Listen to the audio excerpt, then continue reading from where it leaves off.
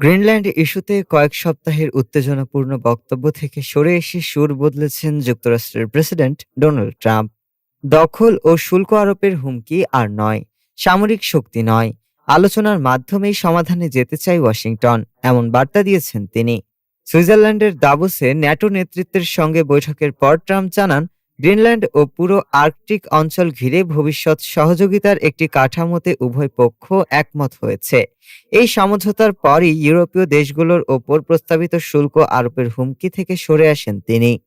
Trump বলেন, এই সমাধান কার্যকর হলে তা যুক্তরাষ্ট্রের পাশাপাশি ন্যাটোর সব দেশের জন্যই উপকারী হবে। যদিও চুক্তির বিস্তারিত শর্ত প্রকাশ করা হয়নি। আলোচনার নিরাপত্তা, খনিজ সম্পদ ও কৌশলগত বিষয় অন্তর্ভুক্ত থাকার ইঙ্গিত দেন তিনি।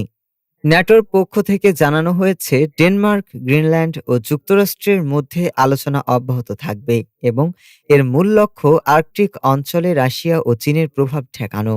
ডেনমার্ক স্পষ্ট করেছে, গ্রিনল্যান্ডের সার্বভৌমত্ব একটি রেড লাইন, এ নিয়ে কোনো আপোষ হবে না। এই অবস্থান পরিবর্তনের ফলে গ্রিনল্যান্ড ইস্যুতে সরাসরি সংঘাতের আশঙ্কা আপাতত কমেছে এবং যুক্তরাষ্ট্র ইউরোপ সম্পর্কেও কিছুটা স্বস্তি ফিরেছে। ডেস্ক রিপোর্ট, আজ বার্তা।